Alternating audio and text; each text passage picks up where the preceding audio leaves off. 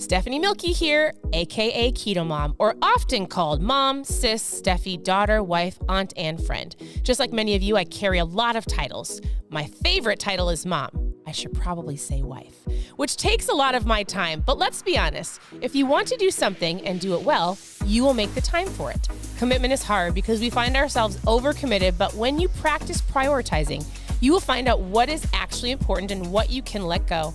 With the KetoMOM podcast, you will learn together how to manage our time, commit to the most important things in life, and I will equip you with the tools you need to feel qualified each step of the way. My name is Stephanie Milky, and welcome to the KetoMOM Secrets podcast. Good morning, good morning. Welcome to the KetoMOM page. My name is Stephanie, and I have a question for you.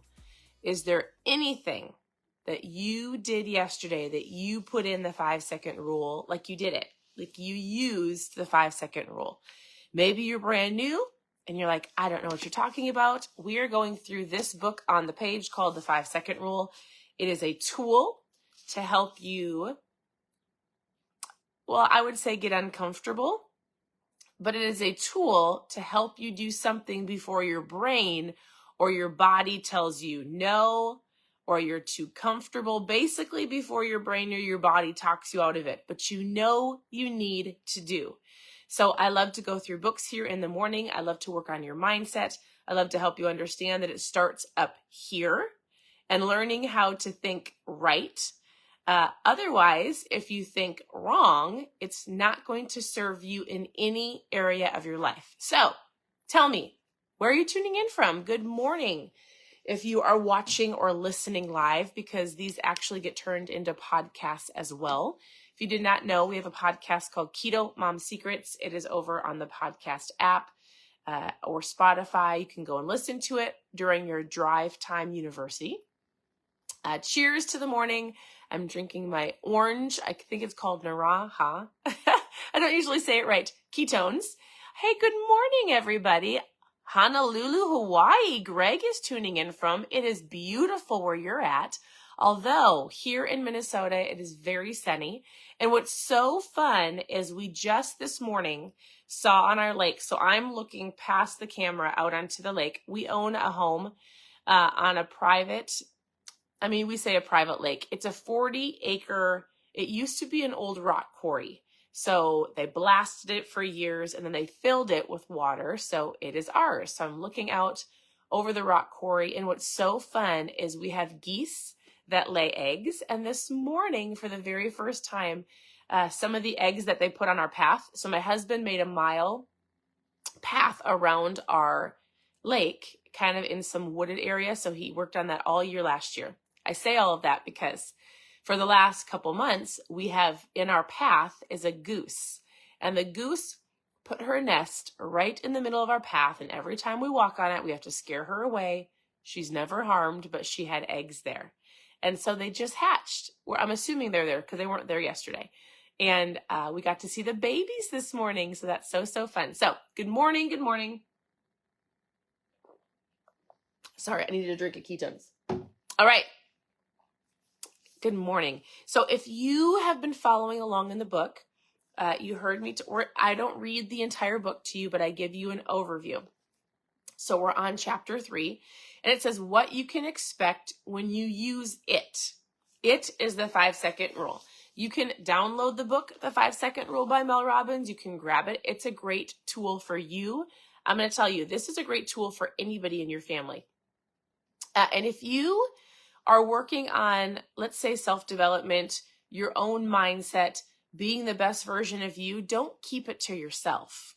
If you have people that live in your home, if you have kids or a spouse, friends, if you're around coworkers a lot, share what you're learning because other people need this as well. So when I'm learning something as a mom, I share it with my kids. I teach them what I'm learning. I say, hey, 5, 4, 3, 2, 1, go do your chores. 5, 4, 3, 2, 1, go do what I told you to do, or go do what you want to do. Meaning, I really should go work on my book, our oldest daughter. I'm like, 5, 4, 3, 2, 1, go. So anyways, we are on chapter 3, and it says, it matters not what someone is born, but what they grow up to be. That's by J.K. Rowling. All right. I like the first couple sentences in this chapter. She says, when I use a 5-second rule in the morning, so she talked about why she started it, and the author needed the 5-second rule just to get out of bed.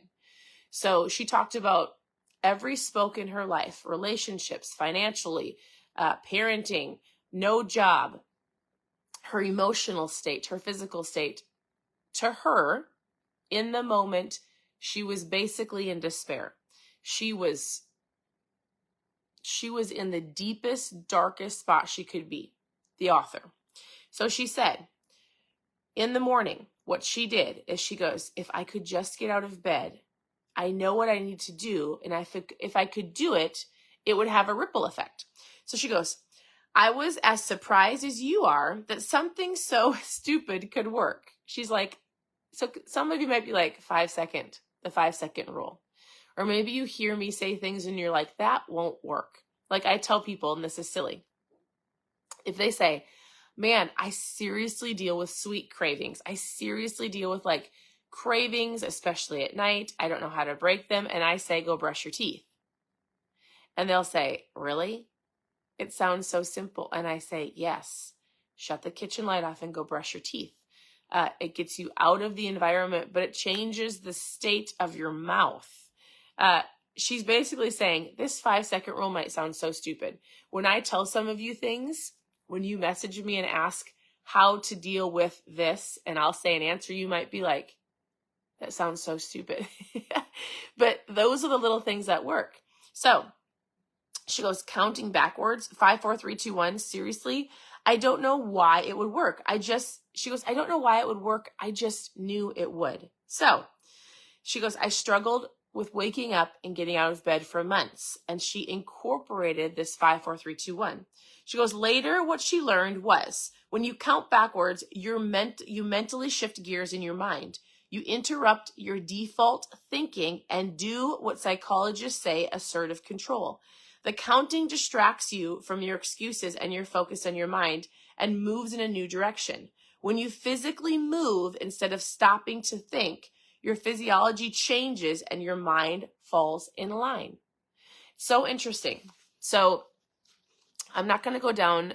My husband and I, we were watching something yesterday, and I'm still watching it and still learning. But basically, my husband has a doctor that he loves to watch. And this doctor talks about reprogramming your mind. And we were watching little clips of it yesterday. And that's exactly what he was saying. He was like, so me, age at 40. So he was showing this picture. And he said, we do a majority of our things throughout the day with 95% of automatic. It's automatic. You do things out of not consciously even deciding to do it. You have created habits. You have automatically created the things that you do. And 95% of all of the decisions that you make are made. It's the 5% that you have to, it's how he explained it is this. The reason people have such a hard time changing their habits is because you only have 5% of space left before the age of 40 to actually do something different. I'm learning, it's very interesting to listen to this man. Basically me at age 40, he was like 100% of everything that you do is automatic. And if somebody like me at my age or older wanted to change the habits, you and I are going to have to work very, very hard to switch the old habits to create new.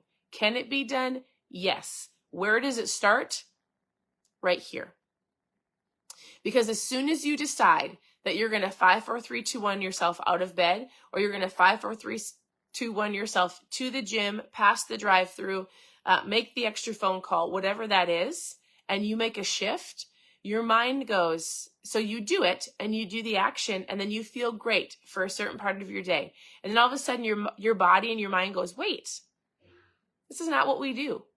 Excuse me. I'm a little uncomfortable. Hey, this is not our normal routine. And your body and even your mind will try to make you go, oh, listen, I'm feeling a little uncomfortable. Hey, you are not following the path that I'm used to. Why are you switching this up? And you might be like, if I want to change a habit, I can. All right, let's see how far you make it without really truly understanding the power of your mind. Stephanie, why do you talk about mindset so much? Give me some recipes. Give me listen, your mind and the reason that you've been going around the same mountain every year, I'm telling you right now, if you do not understand this part of it and the actual psychology of the mind and how your body works, you're never going to get to where you want to go. And I'm not saying that like you will never have what you want.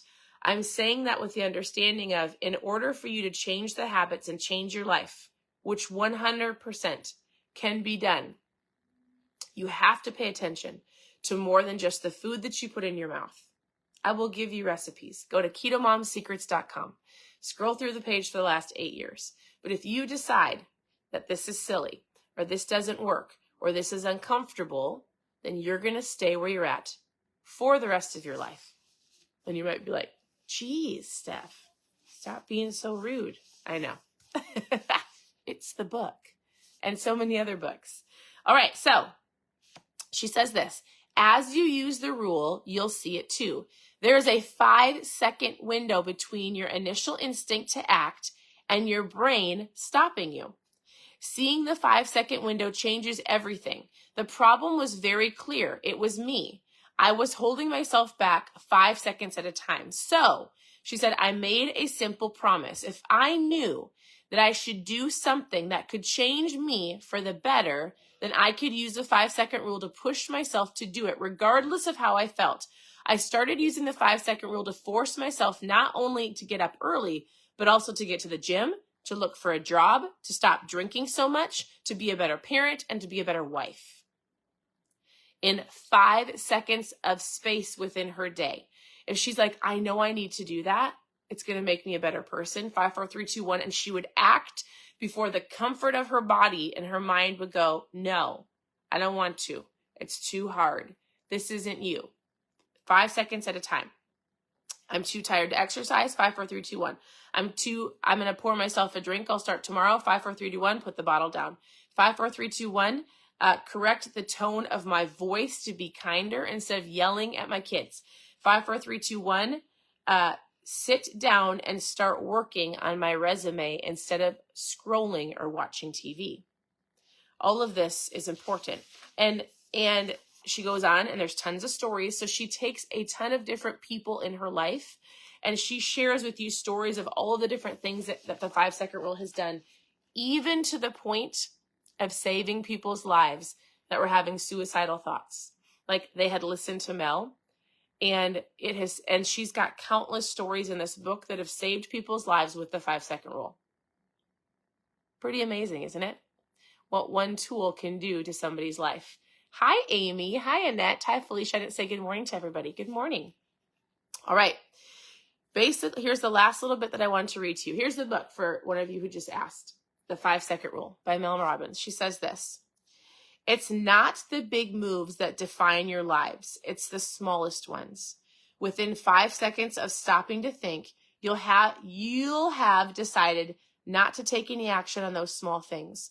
Over time, those small decisions build. And here's the kicker. We're repeating the patterns of hesitation, worry, and doubting ourselves so much that these actions are now habits. Doubting yourself, not using the 5-second rule, not doing the things that you actually want to do, and waiting, creating hesitation, worry, and doubting is holding you back from your greatness and achieving the things that you want. So I love this. I love this book because the 5-second rule, why she said it might seem super silly. She said stupid. I'm like, it doesn't matter. I'm always like, oh, don't say that. It doesn't sound nice. Some people need not nice, but knowing what you need to do to improve your life takes wisdom. Pushing yourself to do it takes courage. 5 seconds at a time. So for those of you who have chosen to listen this morning and tune in, 5 seconds at a time. You can take that with you for the rest of your day. And the very thing that she did, she goes, if I find myself needing to do something in the day that I know it's going to make me a better person, I 5, 4, 3, 2, 1, and I take action before my body and my mind stops me. And this 5-second rule you might find yourself doing every single day throughout your entire day until you shift that and create new habits and create new patterns, which takes a while. So you're going to find yourself going 5, 4, 3, 2, 1. All right, 5, 4, 3, 2, 1. All right.